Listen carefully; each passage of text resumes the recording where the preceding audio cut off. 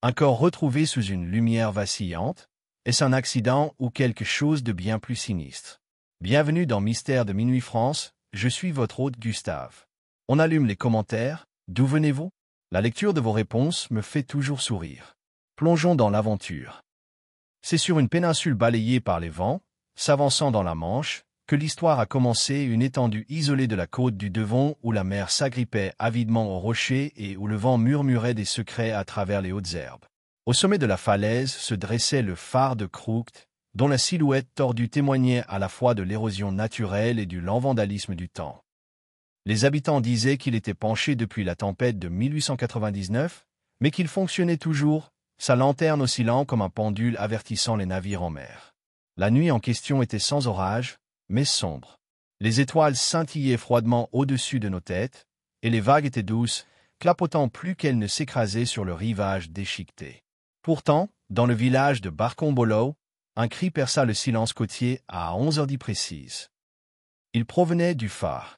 Au matin, la nouvelle de la tragédie s'était répandue. Gregory Venn, commandant de marine à la retraite et gardien du phare, avait été retrouvé mort au pied de l'escalier en colimaçon de la tour, le cou tordu à un angle anormal. Les autorités ont déclaré qu'il s'agissait d'un accident. Sa nièce, Eleanor Venn, a affirmé le contraire. Elle prétendit avoir vu le faisceau du phare s'allumer à 23h03 précise, soit 20 minutes après la chute mortelle de son oncle. Elle marchait sur le sentier de la falaise en contrebas. La lumière avait balayé la mer une fois, puis plus jamais. Le mécanisme, expliqua l'agent, était rouillé et hors d'usage. Il ne fonctionnait plus depuis des années. 2 jours plus tard, Hercule Poirot reçut une lettre des plus curieuses. Elle était écrite à l'encre verte sur du papier à lettres vélin, une habitude propre à ceux qui avaient un tempérament artistique ou une vision trop romantique de la papeterie.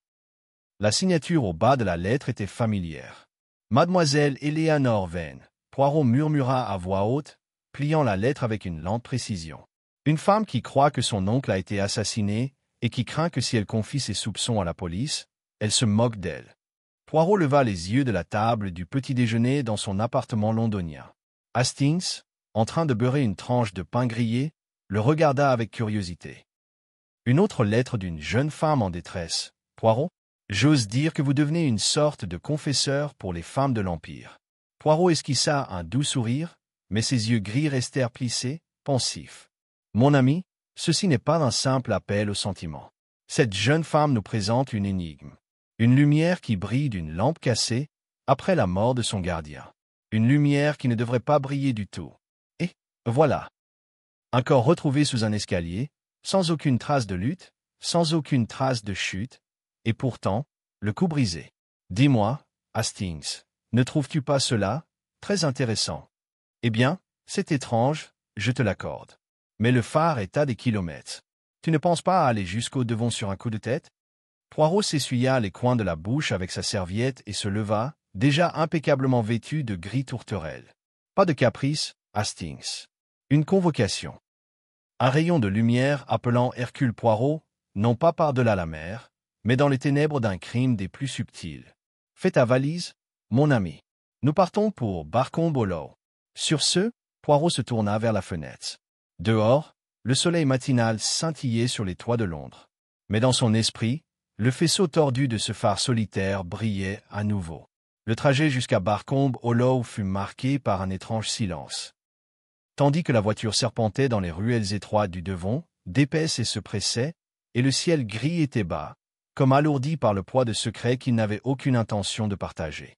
Poirot se tenait droit, les mains soigneusement jointes sur ses genoux, les yeux clos, non pas endormi, mais, comme Hastings le savait bien, pensif. Hastings jeta un coup d'œil à son ami depuis l'autre côté du siège. « Tu n'as presque rien dit depuis Paddington. » Poirot ouvrit un œil. Le silence, Hastings, est la nourrice de la déduction. On ne peut entendre la vérité dans le bruit des bavardages. D'ailleurs, ajouta-t-il en lissant sa moustache, j'écoute les faits qui n'ont pas encore été dits. Barcombolow se révéla être un village paisible niché dans un pli naturel du littoral, les toits d'ardoise de ses cottages luisant légèrement sous une fine brume marine. Le phare de Crooked se dressait clairement, même depuis le chemin carrossable, sa silhouette penchée de façon grotesque, comme s'il s'inclinait vers l'océan. Ils furent accueillis à Venaos par Eleanor elle-même.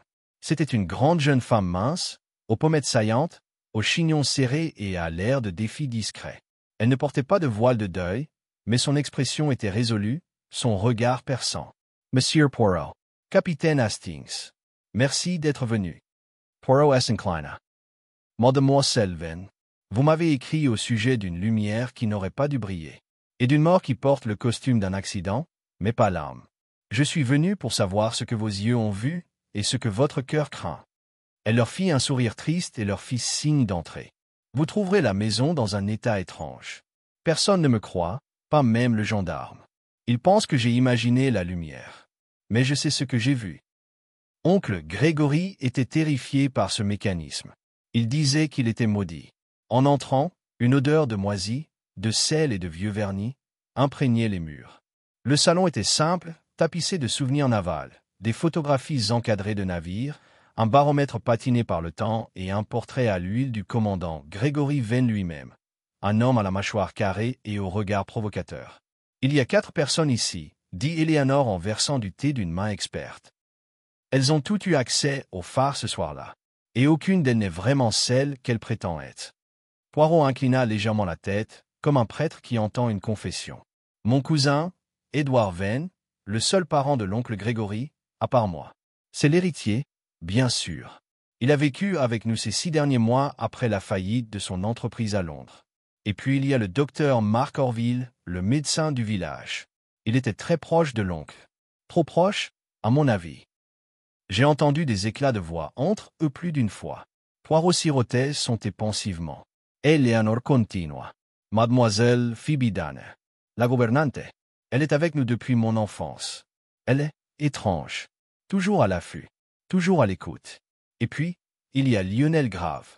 Il est venu sous prétexte d'écrire une histoire des phares anglais. Mais je l'ai surpris en train de fouiller le bureau un soir. Il prétendait chercher des cartes. » Hastings haussa un sourcil. 4 suspects, tous sous le même toit. Oui, nous n'avions pas le choix. La tempête de la semaine dernière a fermé les routes.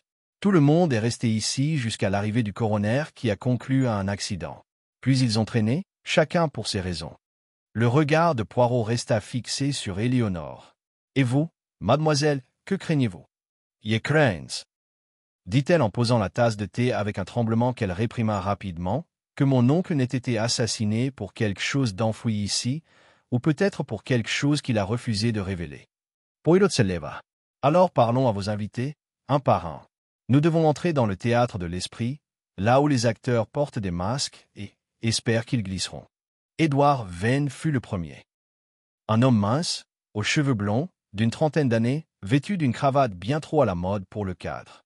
Il les accueillit avec le charme désinvolte de quelqu'un habitué à dissimuler son inconfort sous un vernis. « C'est vraiment dommage, » dit Édouard en soupirant, assis près de la fenêtre et allumant une cigarette. Oncle Grégory n'était pas vraiment un câlin, mais il ne méritait pas de mourir comme ça.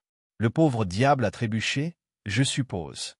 « Vous étiez dans la maison ce soir-là » demanda Poirot. « Oui, j'écrivais des lettres. Je n'ai rien entendu, jusqu'à ce qu'Éléanor se mette à crier depuis le chemin. » Poirot hocha la tête. « Et quelle était votre relation avec votre oncle » Édouard eut un demi-sourire. « Tender. Il n'a jamais approuvé mes entreprises.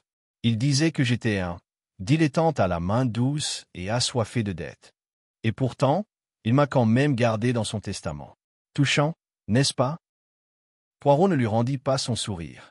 A-t-il exprimé des inquiétudes dans les jours précédant sa mort? Des craintes? Les yeux d'Édouard vacillèrent. Rien que les choses habituelles. Des divagations sur les lumières dans la mer. Contrabandiers, phantoms, complot. Le vieil homme avait l'esprit qui vagabondait. Le docteur Orville était le suivant, un homme soigné et compact, portant des lunettes à pince-nez et l'air perpétuellement distrait. Sa poignée de main était froide et brève. « J'avais examiné le commandant Venn à plusieurs reprises, » dit-il, assis, raide, près de la cheminée.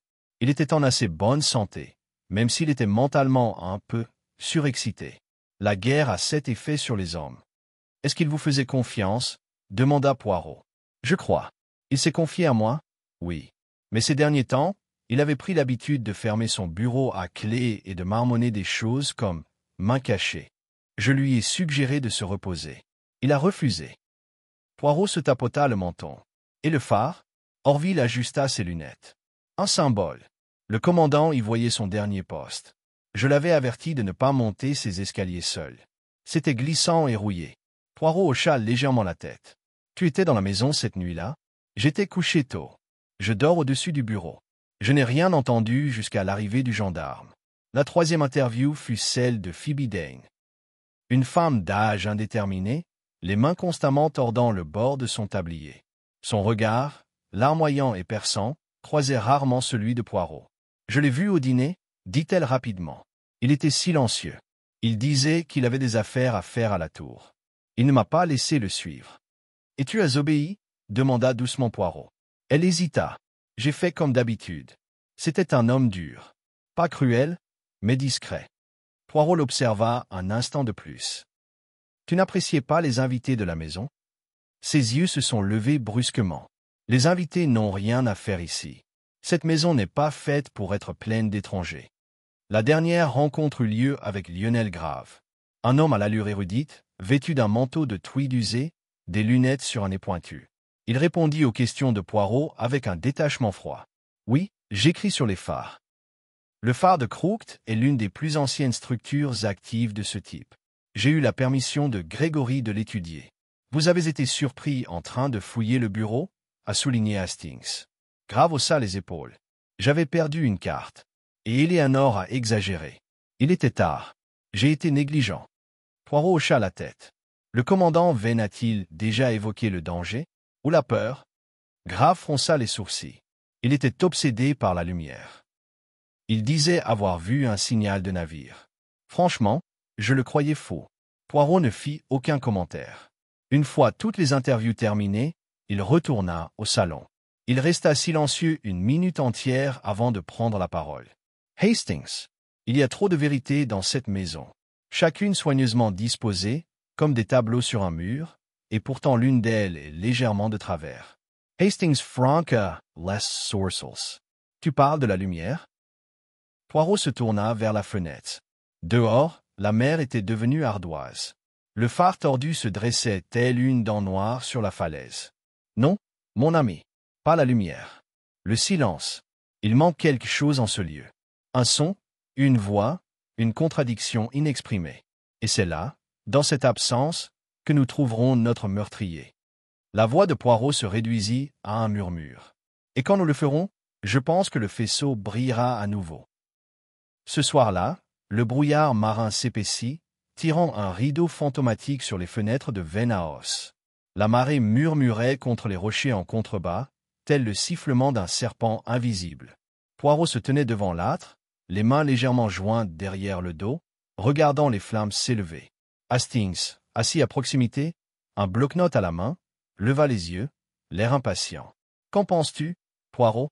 Chacun semble détenir une part de vérité, mais aucun ne dit tout. » Poirot se tourna légèrement, le regard plissé. « Exactement, Hastings.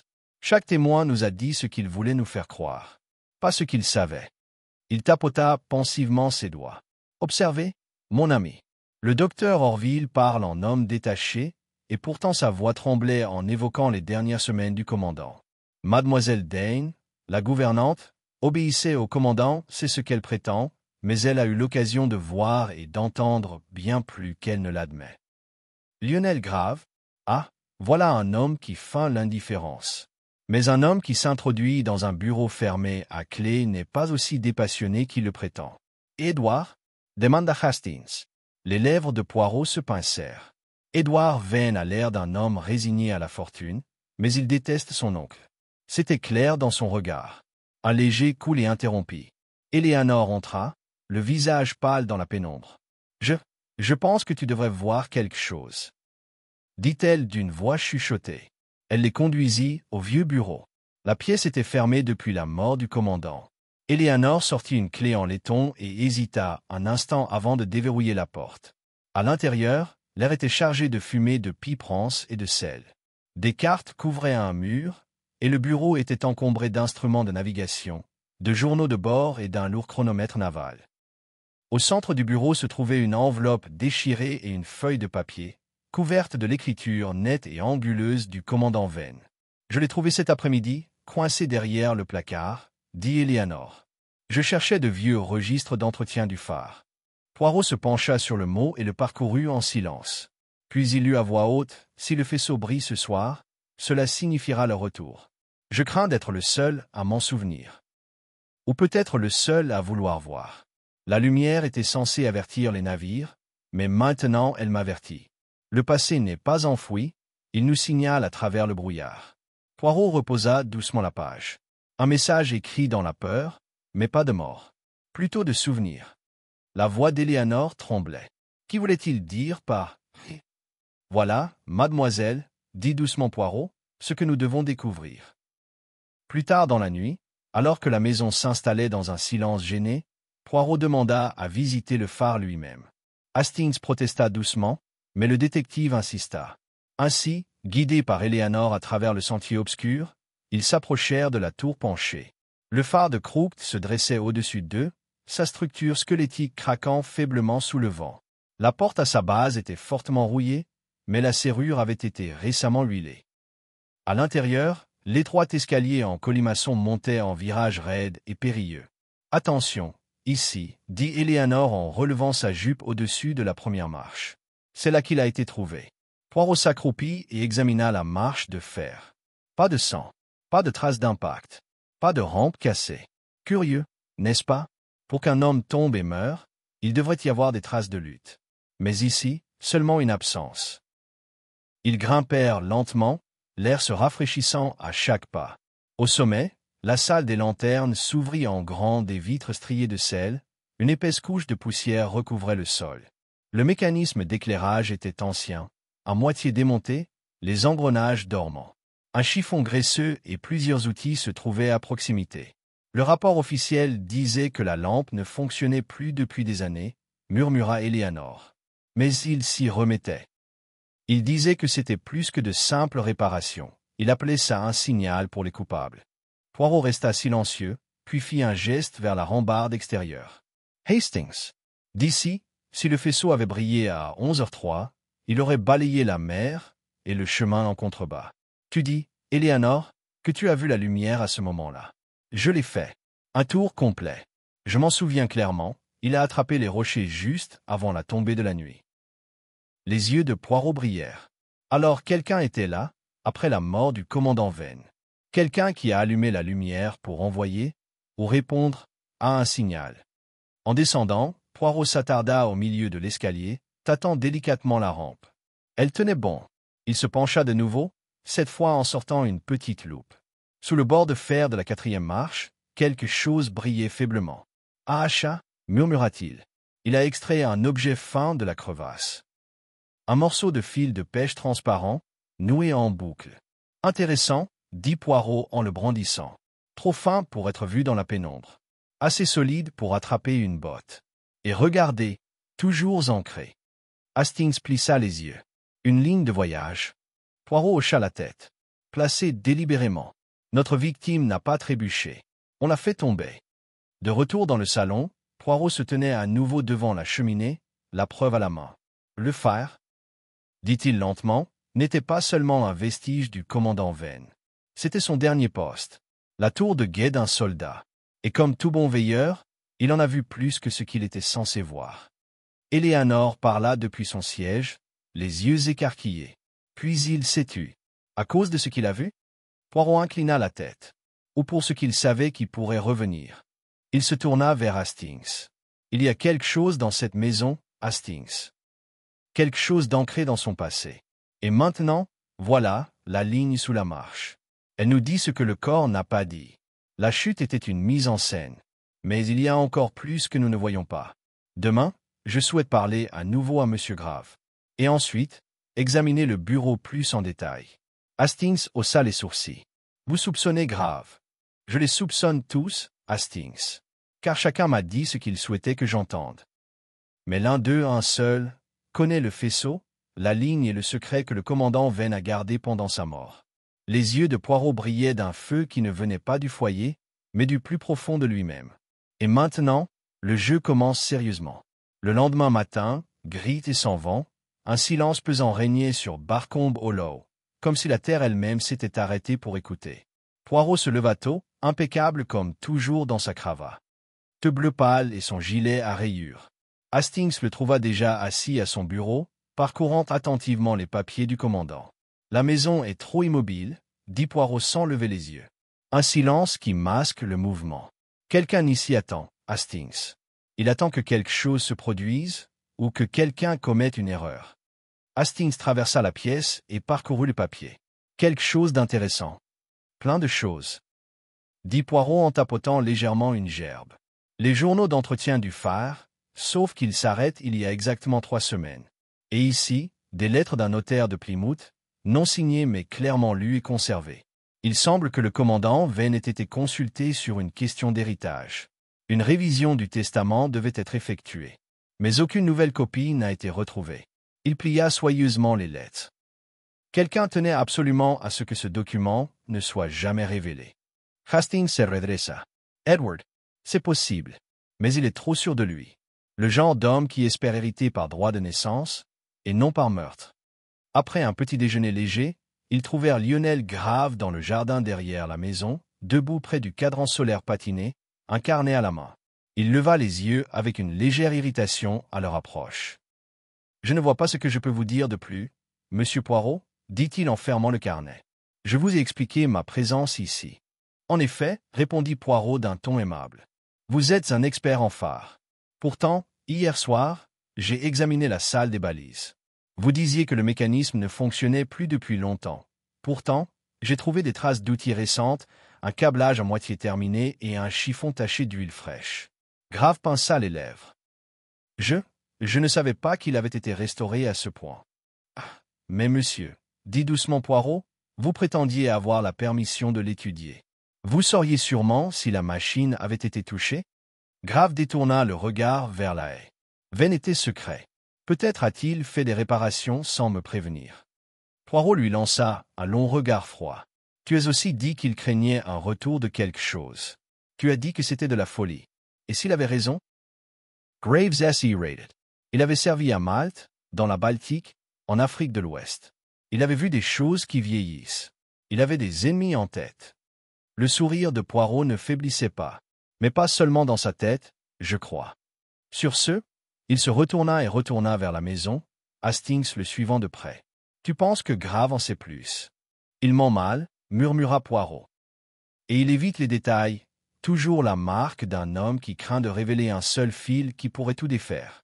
Il n'avait pas encore atteint la porte lorsque Miss Phoebe Dane apparut sur le seuil, se tordant les mains dans un torchon. « Pardonnez-moi, Monsieur Poirot, dit-elle doucement, mais j'ai pensé que vous voudriez peut-être voir ça. » Des plis de son tablier, elle sortit un fin journal relié en cuir. Je n'aurais pas dû le prendre. Mais je l'ai trouvé après son décès, dans le tiroir secret du bureau du commandant. Je ne voulais pas que les autres le voient. L'expression de Poirot devint plus sérieuse. Et pourquoi l'amener maintenant? Elle hésita. Parce que quelque chose cloche dans cette maison. Depuis que cette lumière a brillé, je n'ai plus l'impression d'être mort. C'est plutôt un avertissement. Poirot prit le journal et l'ouvrit. Les entrées étaient rares, coupées. Mais une ligne l'arrêta. 2 juin, Orville sait. Mais il ne parlera que si cela lui profite. Gravesso connaît. Et Édouard? Édouard est trop arrogant pour voir ce qui se cache sous ses pieds. Poirot tapota la page. Innocent. Ce ne sont pas que des soupçons, mais des soupçons calculés. Il leva les yeux. Le commandant Vane allait-il toujours seul au phare? Phoebe hocha la tête. Toujours. Sauf une fois. 15 jours avant sa mort. Il a emmené le docteur Orville. Poirot haussa les sourcils. En effet. Ils rentrèrent à l'intérieur, où Poirot demanda une audience immédiate avec le médecin. Le docteur Orville arriva promptement, assis avec une précision qui trahissait le détachement clinique. « Docteur, commença doucement Poirot, je me demandais si vous pourriez m'éclairer sur votre visite au phare avec le commandant il y a 2 semaines. » Une lueur de surprise traversa le visage d'Orville. C'était une brève visite. Il voulait mon avis sur l'escalier en colimaçon, s'il pouvait supporter du poids. Je lui ai dit qu'il était dangereux. C'est tout? Orville hocha la tête d'un air sec. Il craignait un effondrement. J'ai trouvé cela absurde, mais il a insisté. Poirot croisa les doigts. Curieux. Parce que son journal, oui, je l'ai lu, dit que vous saviez quelque chose. Quelque chose que vous ne diriez pas si cela ne vous était pas profitable. Qu'est-ce que c'était, docteur? Le regard d'Orville s'éclaircit. Il m'a accusé de ça? Non, monsieur. Il l'a remarqué. Il y a une différence. Mais dites-moi, y a-t-il une dispute entre vous? Orville hésita. Seulement qu'il se croyait surveillé. Il a dit que Grave n'était pas celui qu'il prétendait être. Hastings se pencha en avant.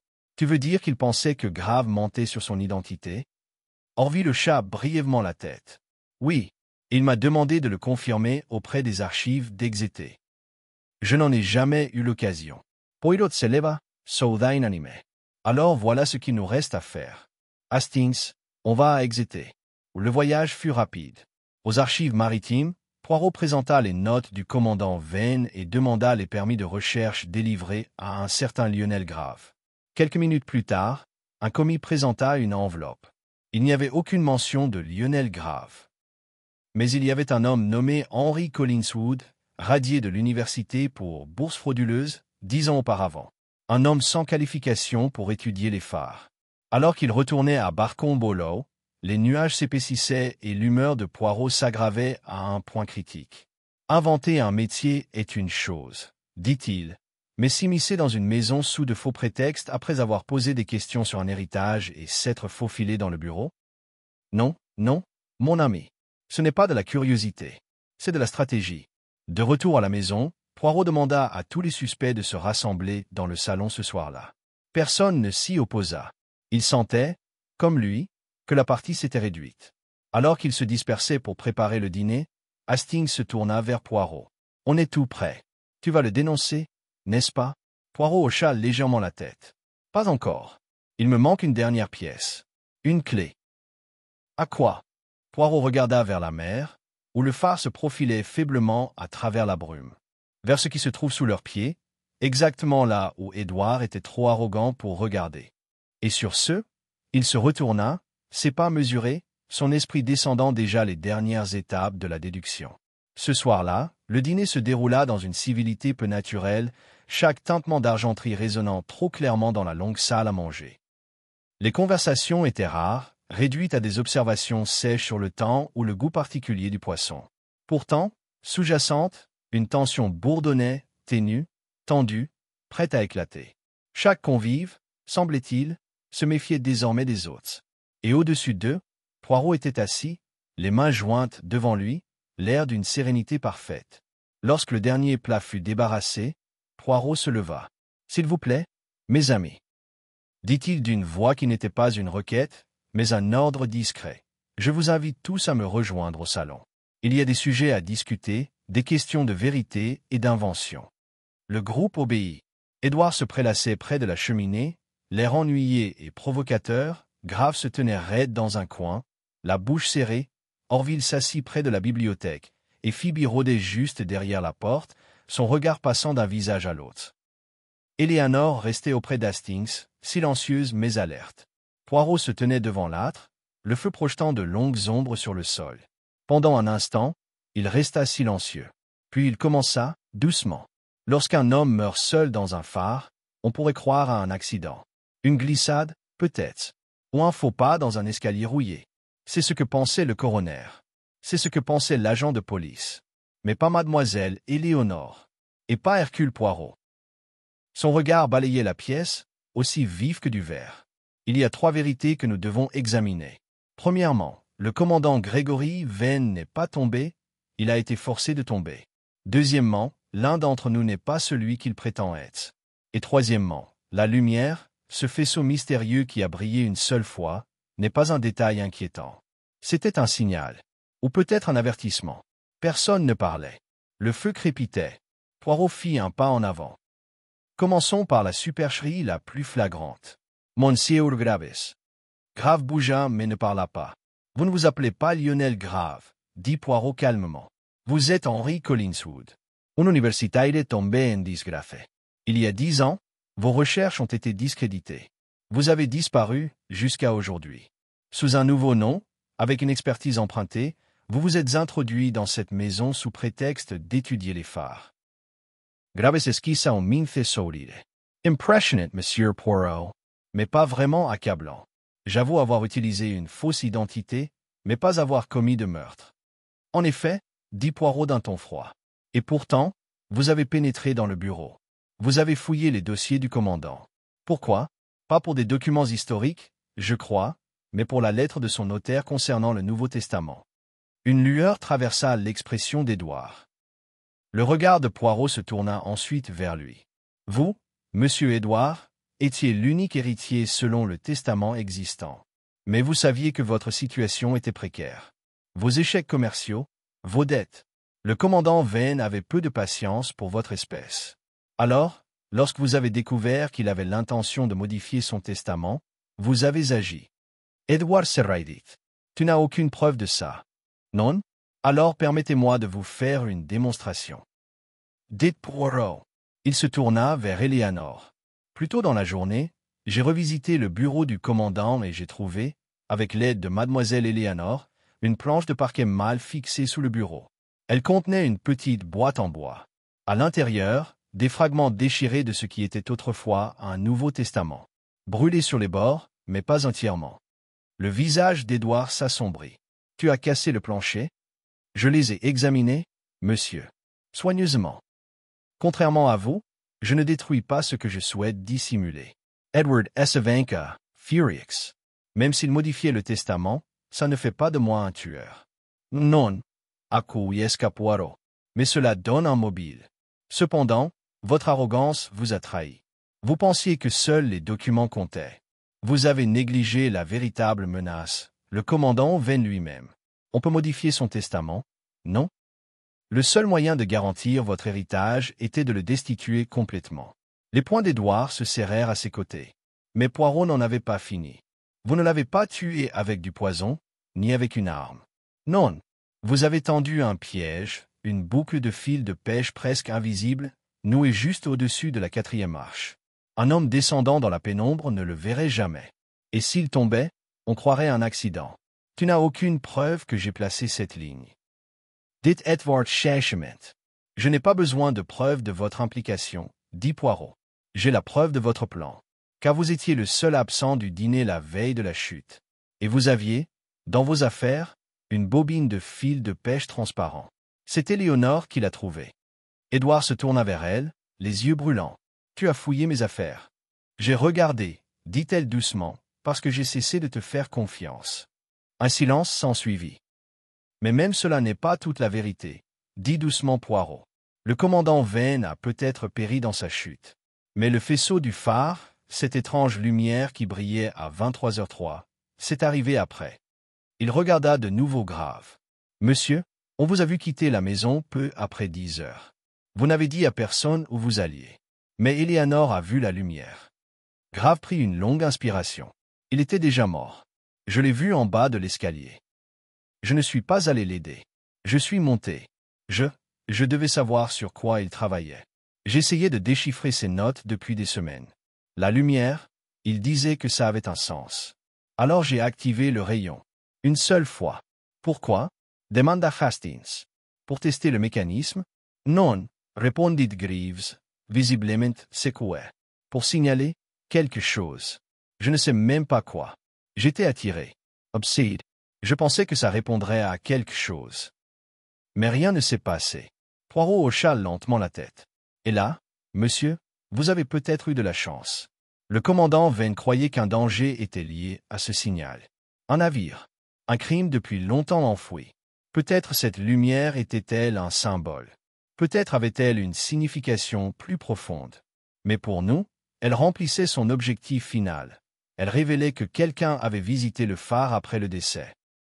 C'était le détail que personne ne pouvait expliquer, sauf le coupable.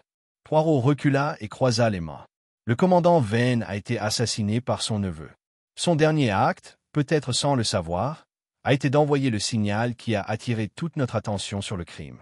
Et maintenant, justice suivra. Édouard regarda autour de lui, acculé et pâle. Mais le silence qui l'attendait ne lui apporta aucun secours. Dehors, le vent marin se levait, secouant les volets. Et dans la pièce, un poids semblait s'être allégé. Poirot expira et, pour la première fois depuis leur arrivée, s'autorisa un léger sourire. Plus de lumière tordue, Hastings. Que des lignes droites, menant toujours à la vérité. Edward Vane resta immobile, telle une statue gravée de fureur et d'incrédulité, la bouche légèrement entr'ouverte. Pendant un instant, personne dans la pièce ne bougea ni ne respira, comme s'il attendait qu'il proteste, qu'il fuit ou qu'il avoue quelque chose. Mais au lieu de cela, il se contenta de regarder Poirot, puis Éléanore, puis s'assit, comme si la gravité de l'instant l'avait enfin sorti du déni auquel il s'était accroché. « Je ne voulais pas le tuer, » dit-il d'une voix basse et rauque. C'était juste censé l'effrayer, le secouer, lui faire croire qu'il perdait le contrôle. Il menaçait de me déshériter, me traitant de parasite, de honte au nom de Vane. Je pensais que s'il croyait que le phare était hanté ou dysfonctionnel, il douterait de lui-même. Il abandonnerait ses plans. La voix de Poirot, bien que douce, était inflexible. Mais la corde n'était pas une simple farce, monsieur. Vous l'avez attachée à l'endroit le plus dangereux de l'escalier. Une glissade à cet endroit, si près du tournant, est fatale. Les mains d'Édouard tremblaient sur ses genoux. Je ne savais pas qu'il monterait cette nuit-là. Je pensais avoir le temps de tout défaire. Je le jure. Mais la lumière a clignoté quand même. Je ne savais pas pourquoi. Tu n'es pas revenu, dit doucement Hastings. Tu l'as laissé là. Les yeux d'Édouard s'emplirent, non pas de chagrin, mais de fureur face au piège qui s'était refermé sur lui, face à l'échec d'un plan né du désespoir et de la vanité. J'ai vu son corps le lendemain matin. Phoebe a crié. Éléanore appelait déjà la police. C'était fini. Je ne pouvais pas revenir en arrière. Poirot se tourna vers la fenêtre où la mer, au-delà de la maison, s'étendait noire et vitreuse sous le clair de lune. Il est des actes, monsieur, pour lesquels aucune rétractation ne peut suffire. Il faut en payer le prix, en entier. Plus personne ne parla. Grave s'assit lourdement, se frottant les yeux. Le docteur Orville alluma une cigarette d'une main légèrement tremblante. Phoebe se détourna complètement de la pièce, disparaissant par la porte de la cuisine. Et Éléanore, avec une dignité qui transperça la tension comme un vent pur, se leva et s'adressa directement à Poirot. « Voulez-vous faire votre déclaration aux autorités, monsieur Poirot ?» Il inclina la tête. « Je le ferai, mademoiselle. Et je crois que le connétable trouvera les preuves plus que suffisantes pour conclure formellement l'affaire. La ligne. Les restes du Nouveau Testament. Et, bien sûr, les propres mots d'Édouard, prononcés librement en présence de témoins. Edward Riddham Meermut. Vous direz tout ce qui vous arrange. Au final, je suis toujours l'héritier Vane. » Le regard de Poirot se figea. « Non, monsieur. Pas maintenant. Le testament du commandant Vane, bien que déchiré, n'est pas irréparable. J'ai déjà envoyé un fac-similé des fragments à son notaire. L'intention est claire. Il devait léguer le domaine conjointement à mademoiselle Éléonore et à une fondation caritative pour la restauration du phare. » Édouard cligna des yeux, soudain plus blessé que furieux. Il lui aurait donné cet endroit, à elle, dit Poirot, et à ce qu'il aimait plus que la fierté familiale, le phare. Le symbole d'avertissement, de guide. Le commandant Vane est mort en préservant ce principe. Éléanore ne dit rien. Elle regarda Édouard, et ce regard n'était ni triomphant ni cruel, seulement définitif. Peu après, l'agent arriva. Poirot avait passé un bref coup de fil pendant le dîner, anticipant l'inévitable tournure des événements. Hastings l'avait adressé avec une politesse vague, suffisamment pour s'assurer qu'il ne serait pas interrompu trop tôt, mais pas trop tard non plus. L'arrestation se déroula dans le silence. Édouard n'opposa aucune résistance. Son silence, pour la première fois, prit une tournure résignée. Tandis qu'on l'escortait jusqu'à la voiture qui l'attendait, le brouillard s'était à nouveau installé, doux, enveloppant et étrangement immobile. Poirot se tenait juste devant la porte, les bras croisés, le regardant disparaître. « Tu crois vraiment qu'il voulait juste te prévenir ?» demanda Hastings en s'approchant de lui. Poirot ne répondit pas immédiatement. « Peu importe ce qu'il voulait dire, Hastings, dit-il enfin. Le monde nous juge sur nos actes, et non sur l'image que nous nous faisons. » Les invités, ceux qui restaient d'eux, se dispersèrent pour la nuit. Grave partit sans cérémonie, sans dire au revoir, comme s'il désirait échapper au drame qu'il avait presque contribué à amplifier. Orville prétendit avoir des appels à passer et disparut à l'étage, le visage gris, étiré. Phoebe ne réapparut pas. Seule Éléanore s'attarda. Elle et Poirot s'assirent de nouveau dans le bureau, désormais débarrassé de tout danger, mais pas encore de tout souvenir. Le feu avait faibli. Il disait que le phare était vivant, murmura-t-elle. Qu'il se souvenait. Que sa lumière avait autrefois sauvé des vies et qu'elle le ferait encore. Poirot, Suredef. Ablement. Peut-être avait-il raison. Finalement, cela a révélé la vérité. Eleanor se tourna vers lui. Et le signal? La lumière qui a brillé après sa mort. Était-ce seulement Monsieur Grave qui jouait avec des machines? Poirot marqua une pause. Non. Grave a allumé le rayon, mais je crois que la signification de ce geste reste indéchiffrable. Peut-être que votre oncle avait bel et bien terminé les réparations. Peut-être que le mécanisme attendait cette ultime activation. Ou peut-être que le rayon était un ultime acte de volonté. Un message des morts. Que quelqu'un était venu le chercher. Ou que quelqu'un viendrait le venger. Eleanor hocha lentement la tête. Il disait toujours que la justice dormait, mais qu'elle n'oubliait jamais. Poirot la regarda avec une douceur rare dans son expression. Vous êtes la nièce de votre oncle, mademoiselle. Avec sa force, mais pas sa cécité. Elle sourit alors, un peu. Le lendemain matin, l'aube était calme et fraîche. Poirot et Hastings se tenaient près de la voiture, prêts à rentrer à Londres. Eleanor les accompagna jusqu'à l'allée. La maison sera différente maintenant, a-t-elle déclaré. Poirot s'avança et lui tendit une petite enveloppe. À l'intérieur se trouvent les copies des dernières notes de votre oncle. L'avocat s'occupera du reste. Et ceci, ajouta-t-il, est une lettre de recommandation. Si jamais vous décidez de postuler à la Société de préservation des phares. Elle haussa les sourcils. Tu savais que je le voulais? Je sais ce qui attire les cœurs, mademoiselle. Et le vôtre n'est pas lié à cette maison, il est attiré par la poutre. Alors qu'il s'éloignait, Hastings jeta un coup d'œil à la silhouette tordue se détachant sur le ciel pâle. Tu ne penses pas qu'il y avait plus derrière ce signal, n'est-ce pas, Poirot? Poirot, les yeux fermés et les mains jointes, haussa légèrement les épaules. Dans ce cas, Hastings, la vérité a été dite. Mais la mer garde ses secrets. Et certaines lumières ne brillent qu'une fois, pour une seule âme. La voiture tourna au coin de la rue. Derrière eux, le phare se dressait seul, penché dans la brume tel un vieux soldat au repos, sa lampe silencieuse, son avertissement donné et son objectif enfin atteint. La route de Barcombe Hollow serpentait vers l'intérieur des terres, serpentant à travers de basses collines et des champs embrumés. Mais Poirot resta silencieux longtemps après la disparition du phare. Hastings, les mains fermement sur le volant, jeta un coup d'œil furtif à son ami. « Tu sembles inquiet, dit-il enfin. Je croyais l'affaire close. Nous avons découvert la vérité. Edward Overll. » Le mobile était clair. Poirot ouvrit lentement les yeux, son expression posée mais distante. « Oui, Hastings. Nous avons une vérité.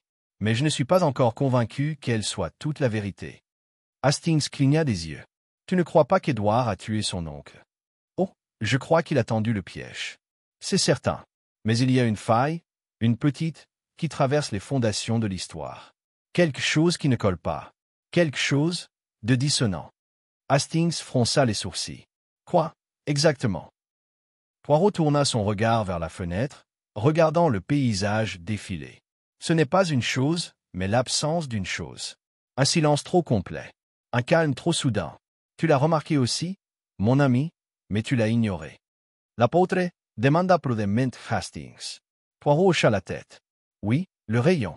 Mais pas seulement la lumière, c'est ce que le rayon signifiait. Un signal, mais pour qui? Le commandant Vane pensait que quelqu'un comprendrait. Mais personne n'est venu. Où est-ce vraiment le cas? Hastings serra le volant un peu plus fort. Tu crois que quelqu'un a répondu? Poirot tapota légèrement l'accoudoir. Avant de partir, j'ai posé une dernière question à Eleanor. Si des bateaux avaient été aperçus près de la côte la nuit du décès. Elle m'a répondu que personne n'en avait parlé, mais que Phoebe avait peut-être vu quelque chose. Vraiment? D'après Eleanor, Phoebe aurait simplement dit ceci. La mer était trop calme pour ce que j'ai entendu. Hastings se tourna complètement vers Poirot pendant une seconde, manquant de percuter une haie. Tu as entendu? Oui, un bruit. Quelque chose qu'elle n'a pas expliqué. Mais elle n'est pas femme à inventer des choses. Et rappelez-vous, elle a eu peur après que le rayon a brillé. Elle a dit que ce n'était pas une mort, mais un avertissement. Nous pensions tous qu'elle voulait dire que la mort était l'avertissement. Poirot regarda Hastings droit dans les yeux. Et si la mort survenait après l'avertissement? Hastings secoua la tête. Mais tu as trouvé la ligne. Le piège était réel. Poirot leva la main. C'était vrai. Mais laissez-moi vous demander ceci, Hastings. Pourquoi Édouard aurait-il eu besoin de tendre un piège s'il croyait que le Nouveau Testament n'avait pas encore été exécuté? Il avait déjà l'avantage. Et si son piège coïncidait simplement avec un second plan, bien plus dangereux? Ils parcoururent les kilomètres suivants dans un silence pensif jusqu'à ce que Hastings, plus troublé qu'il ne voulait l'admettre, murmure finalement. Et alors? Poirot se pencha légèrement en avant, comme s'il partageait une pensée intime avec le pare-brise. Réfléchis, mon ami, qui connaissait le phare mieux que quiconque, qui se déplaçait invisiblement dans la maison, qui ne parlait pas quand les autres le faisaient. Hastings fronça les sourcils. Phoebe. Mais Poirot se contenta de sourire faiblement et ne dit rien de plus. 2 jours plus tard, ils étaient de retour à Londres. Poirot reprit sa routine avec une ponctualité irréprochable, sa tisane matinale, sa moustache taillée, l'ordre immaculé de son appartement, préservé des turbulences de la côte du Devon. Pourtant, Hastings sentait que l'affaire planait toujours dans les yeux de Poirot. Le 3e matin, le téléphone sonna. Poirot répondit, et son expression s'assombrit. « Merci, » dit-il, et il posa le combiné avec une lente et précise précision. C'était Eleanor. Phoebe Dane est morte. Hastings se leva. Quoi? Poirot hocha gravement la tête. Trouvé dans sa chambre. Du poison. Une bouteille de laudanum sur la table et un mot. Qu'est-ce que ça disait? Poirot lui tendit une petite page. L'encre floue mais lisible, la mère n'oublie pas. J'ai vu la lumière et j'ai compris ce qu'elle signifiait. J'aurais dû l'arrêter. J'avais trop peur. Le passé est revenu et l'a emporté comme il l'avait promis. Je ne peux pas vivre avec ce que j'ai connu. Pardonne-moi. Hastings baissa lentement le journal. Mais ça ressemble à une confession. Non, dit doucement Poirot. Ce n'est pas un aveu. C'est une peur. Il s'éleva brusquement. Viens, Hastings. On retourne à Barcombe-Hollow.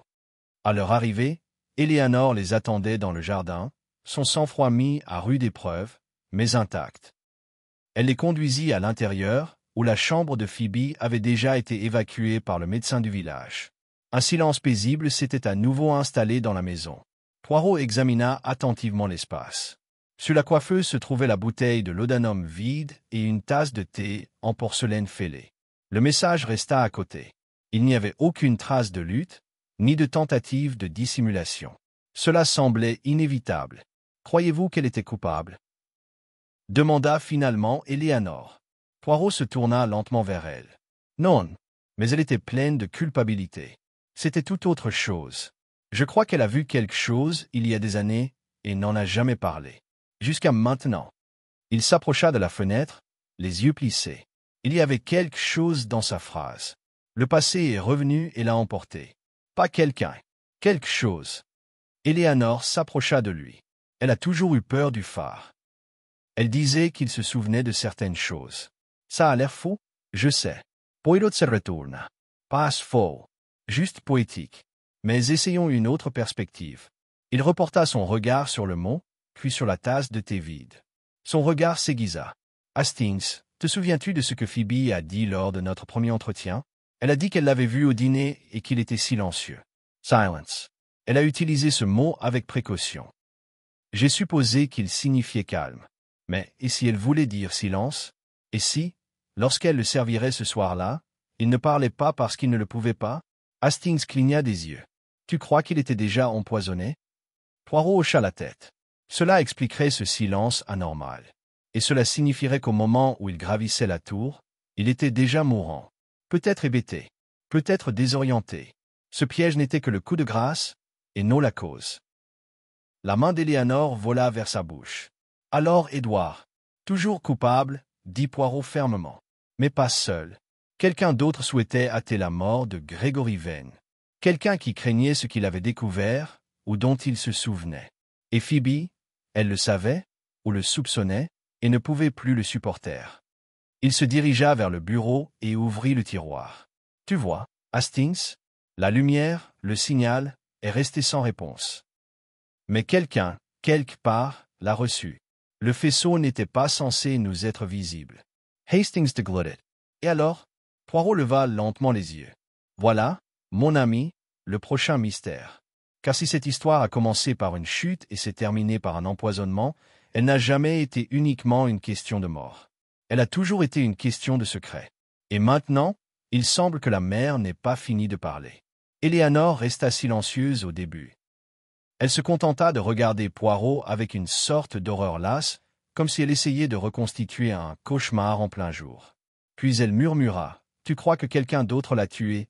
Quelqu'un du passé ?» Le regard de Poirot était perçant, mais sans amertume. « Je crois que le commandant Vane craignait quelque chose ou quelqu'un qu'il connaissait autrefois. Quelque chose longtemps enfoui, longtemps ignoré. Et je crois que Phoebe Dane connaissait une partie de cette vérité. Mais la peur est une puissante gardienne du silence. Il semble que ce soit seulement maintenant, après tant d'années, qu'elle se soit retrouvée incapable de la contenir plus longtemps. » Hastings se pencha en avant. « Mais si ce n'est pas elle qui l'a empoisonné, qui l'a fait? Personne d'autre n'est entré dans la maison cette nuit-là. » Poirot retourna à la coiffeuse avec un calme et une certaine délibération. Il prit la tasse de thé qui avait contenu le dernier verre de Phoebe et en examina le bord. Elle s'en est servie pour prendre le laudanum. Oui. Mais le thé était froid quand le médecin l'a trouvé. Il avait été versé bien avant l'heure de sa mort. Et pourtant, le résidu au fond, il s'est étrangement déposé. Eleanor l'observait attentivement. « À quoi penses-tu » Poirot brandit un petit bout du mot laissé par Phoebe et le retourna à la lumière. « Je pense qu'elle a écrit ça sous la contrainte. Le langage est décousu. Le phrasé est inhabituel. Hastings, vous souvenez-vous de ce qu'elle a dit le jour de notre arrivée? Elle a utilisé des phrases claires et complètes, même si elle était sur ses gardes. Mais ici, il désigna l'écriture. La mère n'oublie pas. J'aurais dû l'arrêter. J'avais trop peur. Ce n'est pas un aveu. C'est de la panique imposée. Tu veux dire que quelqu'un l'a forcée à l'écrire? Demanda Hastings, surprise. Poirot hocha la tête. Ou alors elle savait qu'elle allait mourir et voulait laisser quelque chose, n'importe quoi, qui puisse être interprété plus tard. Cela suggère qu'elle n'a pas pris le laudanum de son plein gré. Eleanor recula, alarmée. Alors sa mort n'était pas un suicide. La voix de Poirot se réduisit à un murmure. Non, c'était un silence. Pendant un instant, la pièce ne résonna que du léger craquement du vent marin contre les fenêtres. Puis Eleanor dit, mais personne n'entra ni ne sortit. Et Elouraiso. Le docteur Orville était dans la maison. Grave a quitté le village après vous. Il n'y avait personne d'autre. Ah, dit doucement Poirot. Mais vous oubliez, mademoiselle, il y avait une autre présence. Il s'approcha du mur du fond de la chambre de Phoebe et s'agenouilla près de la plinthe. Avec précaution, il caressa le grain du bois, puis appuya sur une encoche à peine perceptible près du coin. Un panneau glissa en arrière avec un léger clic. Derrière lui, un étroit puits descendait vers le bas, sombre, étroit et bordé de briques en ruine. Voici comment la maison a été construite, dit Poirot, avec un tunnel. Un vestige de l'époque de la contrebande, sans doute. Je m'en doutais en remarquant que les plaintes de cette aile étaient légèrement gauchies, mais pas endommagées par l'eau. Trop de mouvement pour un âge normal. Hastings cligna des yeux face à l'obscurité. Un tunnel?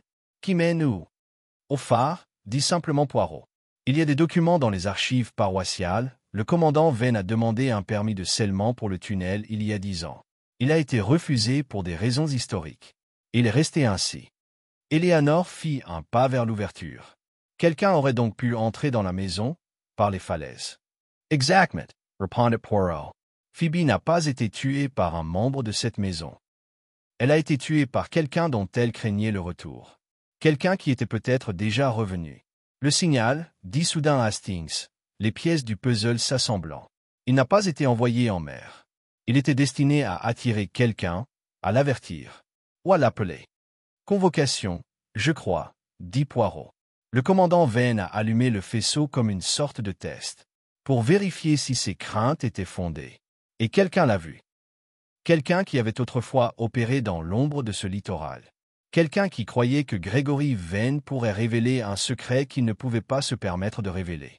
La voix d'Eleanor était faible. Mais qui? Poirot se détourna du panneau et lui fit face. Voilà, mademoiselle, le mystère final.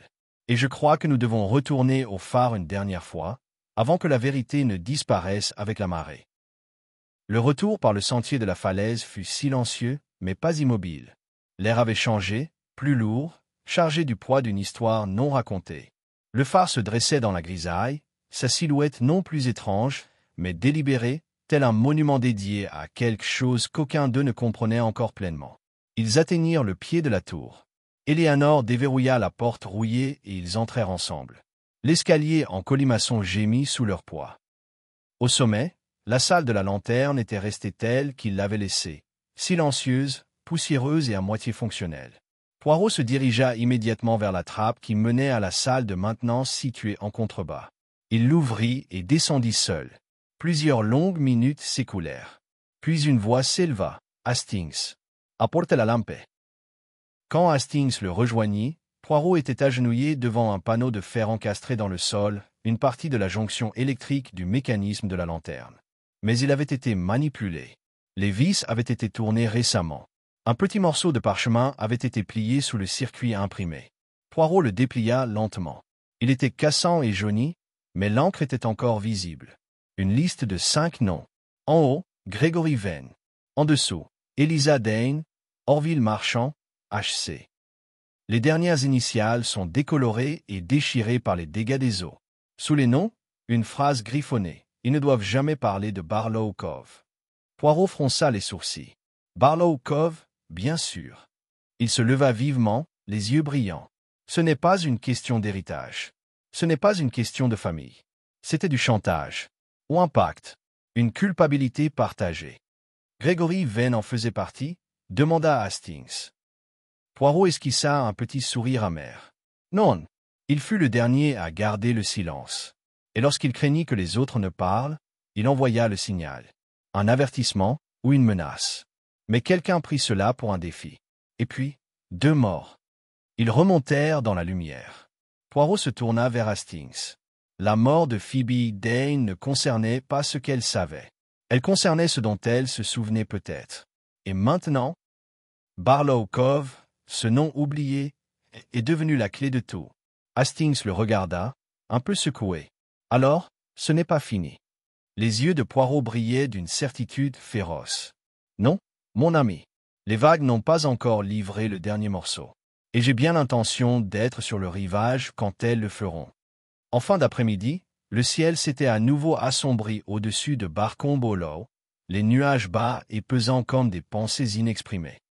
Poirot était assis dans l'étroit bureau du gardien de phare, le parchemin plié posé devant lui sur le bureau, ses noms effacés avaient désormais plus de poids que n'importe quelle confession. Hastings, debout près de la fenêtre, observait par-dessus les falaises la courbe sud de la côte. Barlow Cove, dit-il à voix haute, comme pour tester le nom contre le vent. Tu crois que c'est un vrai endroit? Je ne pense pas, Hastings, répondit Poirot d'une voix ferme mais mesurée. Je sais. J'ai déjà retrouvé ce nom dans les archives en faisant des recherches sur la carrière navale du commandant Venn. Ce lieu a été déclassé comme point de débarquement peu après la guerre. Falaise trop instable, grotte sujette à l'effondrement. Mais pour certains hommes, c'était le refuge idéal. Cache. Oublié. ISO. Hastings fronça les sourcils. Tu parles de contrebande, encore? Non, répondit lentement Poirot. Quelque chose de plus dangereux. Quelque chose d'organisé. Il tapota le parchemin. Les noms sur cette liste n'ont pas été choisis au hasard. Gregory Venn, Orville Marchand connu aujourd'hui sous le nom de Dr Mark Orville, et Eliza Dane, la mère de Phoebe. Et ici H.C. Collinswood. C'est-à-dire grave. Tous liés par un événement survenu à Barlow Cove. Il se leva brusquement, lissant son manteau. Nous retournons au village, Hastings, pour parler une fois de plus au docteur Orville. Je crois que son silence n'est plus protecteur. Il est de pure protection. Ils trouvèrent le médecin seul dans son cabinet, entouré de teintures et de livres. Il était pâle lorsque Poirot et Hastings entrèrent, comme s'il avait déjà deviné leur venue. « Vous êtes encore allés au phare » dit-il doucement, leur faisant signe de s'asseoir. Poirot ne l'a pas fait. Nous l'avons fait. Et nous avons trouvé les noms. Votre nom. Sur une liste enfouie dans la chambre de la lanterne. Orville retira ses lunettes et se frotta l'arête du nez. Alors, tu sais tout. Non, répondit Poirot. Nous en savons juste assez pour voir qu'il y a encore quelque chose de caché. Mais plus pour longtemps. Orville était assis lourdement derrière son bureau. Barlow Cove, ça n'aurait jamais dû arriver. Nous étions tous si jeunes. C'était en 1945. La guerre venait de se terminer. Nous étions stationnés à proximité, tous les quatre. Venn était notre commandant. La crique avait des grottes, des cavités naturelles. Nous les avons découvertes lors d'un exercice. Et je les ai utilisées, a insisté Poirot. Orville hocha la tête. Au début. Juste pour stocker des choses. Puis, grave, Collinswood avait des contacts. Il disait qu'il y avait de l'argent à organiser des transferts temporaires, des hommes et des biens qui n'étaient pas censés passer la douane. On nous a dit que c'était inoffensif. Juste des objets restitués après la guerre. Sans poser de questions. Mais il y avait plus, a déclaré Poirot. Il y en avait toujours plus, murmura Orville. Bientôt, des rumeurs se sont répandues. Que certains des objets déplacés n'étaient pas légaux. Pas seulement de la contrebande. Mais des gens. Des déserteurs. Et plus tard, des espions. Des transfuges.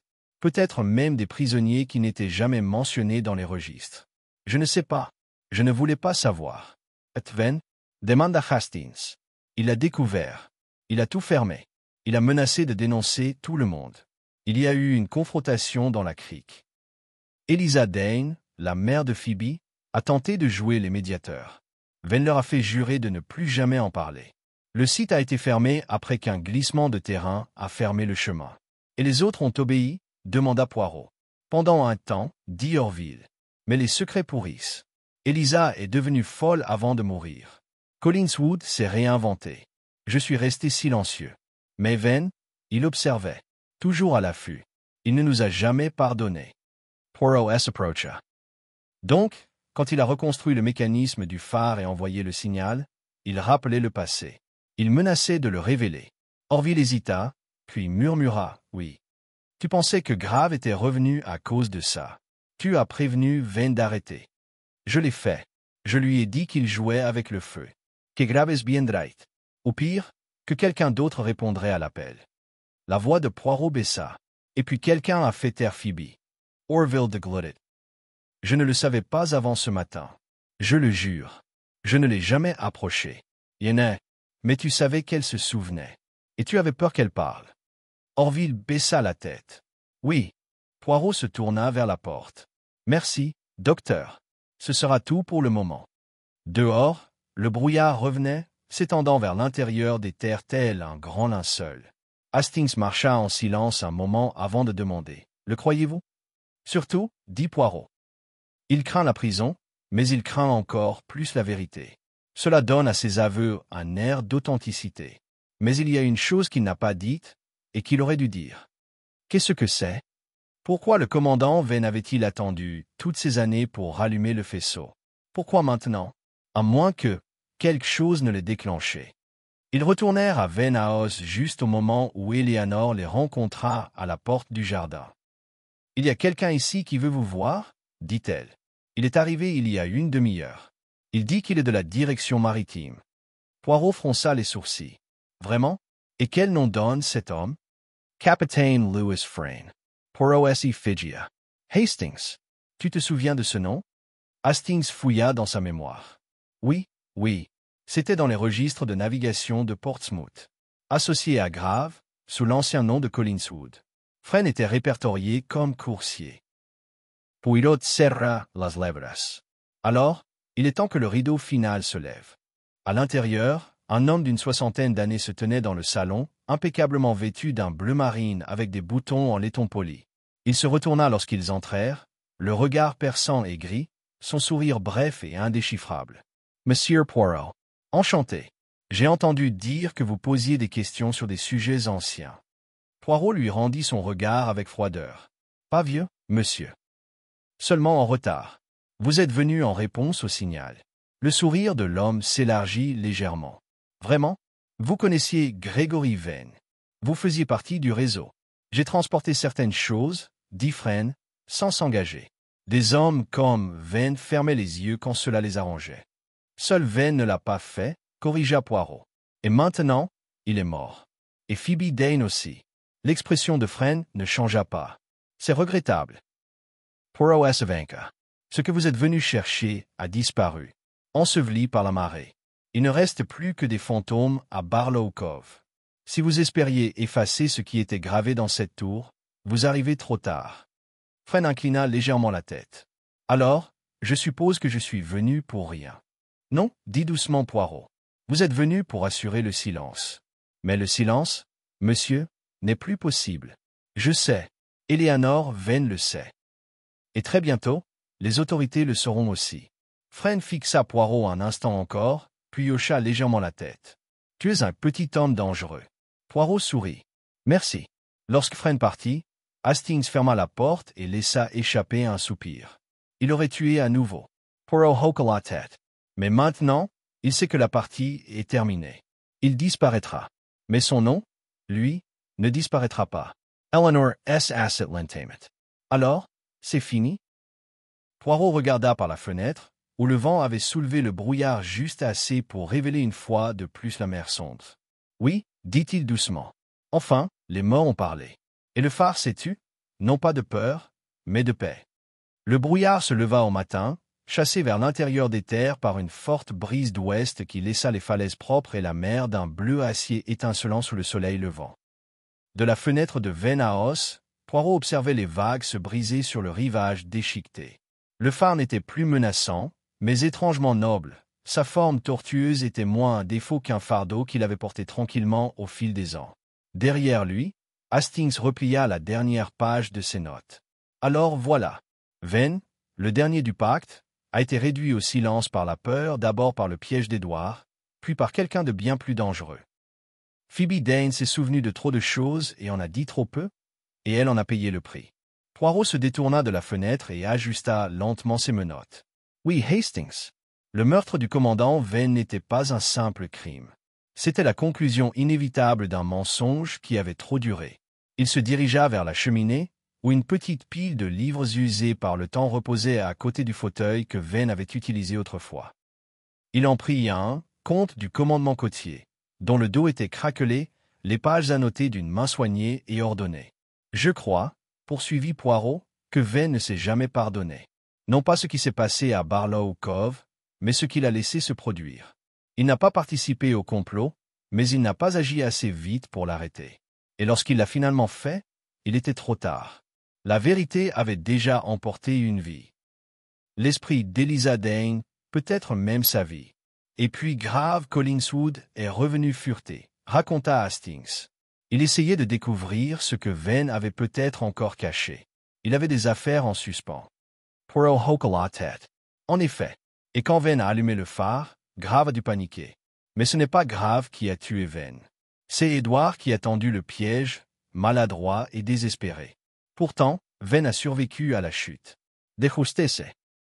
Poirot se tourna vers Eleanor, qui était assise à proximité, silencieuse et immobile. Il a probablement repris connaissance au pied de l'escalier, confus, hébété, mais vivant. Il a peut-être même tenté de se lever. Et c'est là que le coup de grâce a été porté.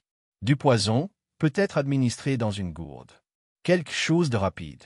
Efficace. Eleanor de Glutted. Frayne. Poirot hocha lentement la tête. Oui, un homme arrivé après le déclenchement de la lumière.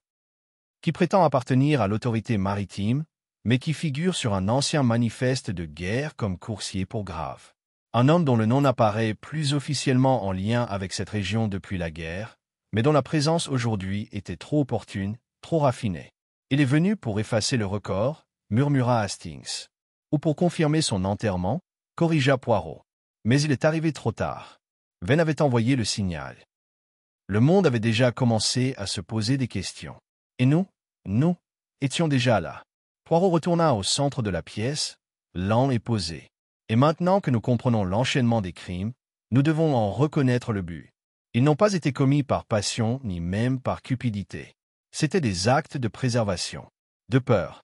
Chaque meurtre, chaque mensonge, visait à protéger quelque chose de déjà pourri, un secret qui ne valait plus son pesant d'or. Eleanor se tenait là, le regard clair, la voix posée. Et qu'adviendra-t-il de la crique, de ce qu'il en reste? Les autorités ont déjà été contactées, a déclaré Poirot. Le tunnel menant à la maison sera scellé. Et Barlow Cove, bien qu'oublié par la plupart, fera l'objet d'une enquête officielle. Le registre, La liste et le témoignage d'Orville en seront la preuve. Elle regarda vers le phare. Et la lumière? Poirot sourit faiblement. Laissez-le rester dans l'obscurité, mademoiselle. Son dernier message a été délivré. Que la mer enterre le reste. Plus tard, alors qu'il se tenait à côté de la voiture se préparant à quitter Barcombe Hollow pour la dernière fois, Éléanore les rejoignit sur le chemin de gravier. « Je tiens à vous remercier, Monsieur Poirot, dit-elle doucement. Pas seulement d'avoir résolu l'affaire, d'avoir vu ce que les autres n'avaient pas vu. » Poirot inclina doucement la tête. « Ce ne sont pas toujours les faits qui mènent à la vérité, mademoiselle. C'est le mobile. Le mobile est l'âme du crime. Et quand on comprend l'âme, le reste suit. » Elle tendit une lettre. Elle vient du notaire. Ils ont confirmé le testament mis à jour. Ce que vous avez trouvé dans le compartiment secret suffit à le valider. J'ai hérité de la maison et du terrain. Mais j'ai déjà pris ma décision, j'en ferai don. Au fonds de préservation. Qu'ils servent à l'éducation, à la recherche. Et non au silence. Poirot accepta la lettre d'un hochement de tête respectueux. Vous honorez ainsi votre oncle. Elle sourit. Il est peut-être mort de peur. Mais il a survécu en essayant de faire ce qui était juste. Ils se dirent au revoir, tandis que la voiture quittait le village. Hastings jeta un dernier coup d'œil à la tour inclinée, ses fenêtres scintillant au soleil. « Je n'ai jamais aimé les phares, dit-il. Trop d'ombre pour toute cette lumière. » Poirot sourit, les mains soigneusement jointes sur ses genoux. « Ah, mais Hastings, c'est ce qui en fait de parfaites métaphores. Ce ne sont pas des maisons de lumière, ce sont des maisons contre l'obscurité. Chacune d'elles, isolée, offre un avertissement, non un réconfort. Et Venn était l'un d'entre eux. Oui, une sentinelle solitaire. Elle a veillé trop longtemps. Et au final, ça lui a coûté cher. Mais sa lumière a brillé, Hastings. Même une fois. Même brièvement. Et c'était suffisant. Ils poursuivirent leur route en silence, l'affaire étant close non pas par un triomphe, mais par un sentiment de justice, une justice tempérée par le regret, une résolution façonnée par le chagrin. Et loin derrière eux, le phare tordu se dressait, silencieux, sur sa falaise, son faisceau éteint, mais jamais oublié. Le dernier matin de leur retour à Londres trouva Poirot inhabituellement silencieux. Assis à son bureau, il fixait non pas un dossier ni une lettre codée, mais une simple enveloppe, usée, ouverte, portant seulement les initiales EV en lettres délicates. Hastings observait par la fenêtre, les bras croisés, attendant. Poirot avait à peine parlé depuis leur départ de Barcombe Hollow. Enfin, Poirot déplia l'enveloppe. C'était une lettre d'Éléanore Venn. À l'intérieur se trouvaient des pages découpées dans les archives du village et un court message manuscrit. « Monsieur Poirot, il y a une chose que tu n'as jamais demandé, mais que je me suis senti obligé de te dire. Après ton départ, j'ai fait sceller le tunnel et j'ai visité Barlow Cove moi-même, seul. Il n'y reste que des pierres, du sel et quelques fragments de bois. Mais j'ai trouvé quelque chose enfoui juste sous la surface, près de l'entrée. Ce n'était pas grand-chose. Juste un insigne naval rouillé. Les initiales de mon oncle étaient légèrement gravées au dos. Je pense qu'il y est retourné avant la fin, peut-être pour l'enterrer une dernière fois, pour se prouver que le passé pouvait être à nouveau caché. Mais ça n'a jamais été possible, n'est-ce pas? Merci. Et vous? Poirot déposa soigneusement la lettre. La voilà, dit-il doucement, le geste ultime. Non pas de culpabilité, mais de devoir. Venn n'est pas allé à Barlow Cove pour cacher la vérité, il est allé la laisser couler. Et c'est là, Hastings, son erreur. Comment cela? Demanda Hastings. Poirot croisa les doigts. Parce qu'il croyait que la vérité pouvait être enterrée discrètement. Mais il y a ceux, frênes, graves, qui ont compris que les secrets ne restent jamais là où ils sont. Ils voyagent, tels des messages portés par le vent. Il se leva et sortit un dossier de la bibliothèque. Et maintenant, mon ami, permettez-moi de vous montrer quelque chose que la police a envoyé ce matin. Il le déposa sur la table. C'était une transcription dactylographiée, officielle, et estampillée de l'insigne des services de renseignement naval. Hastings se pencha, les sourcils froncés. C'est un compte-rendu de mission. De 1946. Poirot hocha la tête. L'un des derniers entretiens enregistrés sur les routes de contrebande d'après-guerre. Il mentionne Frein. Il mentionne également un officier anonyme, nom de code-keeper soupçonné de brigandage et de complicité dans le trafic d'informations sensibles. Le nom est censuré, mais le grade et le poste correspondent parfaitement à ceux de Gregory Venn. Hastings parut stupéfait. « Vous dites que Venn n'était pas innocent ?» La voix de Poirot était calme. « Je crois qu'il l'était, dans son cœur. Mais pas dans ses mains. Dans le chaos de l'après-guerre, beaucoup d'hommes ont fait ce qu'ils croyaient nécessaire. Venn a peut-être détourné le regard une fois. Peut-être même deux. Mais il a essayé de défaire le mensonge. Et quand il n'y est pas parvenu, il a observé. Il a gardé le mensonge. Il a choisi de devenir lui-même le phare, un homme seul, montrant le chemin, avertissant les autres. Il se dirigea lentement vers la fenêtre. Mais finalement, la culpabilité devint trop lourde. Quand Grave revint, quand Fresne remua de nouveau, Venn craignit qu'il ne passe à l'action. Il ralluma donc la lampe, peut-être pas comme une menace, mais comme un signal qu'il était prêt à parler. « Et c'est pour cela qu'ils l'ont tué ?» a déclaré Hastings. « Exactement. » Poirot se retourna, les yeux brillants de résolution. Et Phoebe, la pauvre et loyale Phoebe, elle s'en souvenait suffisamment pour devenir dangereuse. Ils l'ont réduite au silence, comme ils avaient autrefois réduit Eliza Dane au silence. Un silence. Puis Poirot ajouta, plus doucement, mais pas avant que la vérité ne se soit concrétisée. Hastings expira. Fresne sera-t-il attrapé? Poirot haussa légèrement les épaules. Il est déjà suivi. Les autorités navales ont rouvert leur dossier. La lumière, voyez-vous, a brillé à nouveau. Cette fois, pas seulement grâce aux phares, mais grâce à ceux qui sont prêts à révéler la vérité. Il y eut un long silence pensif entre eux. Hastings dit alors, « Tu n'as jamais dit toute la vérité à Eleanor. » Non, dit Poirot. Elle a hérité d'un poids considérable.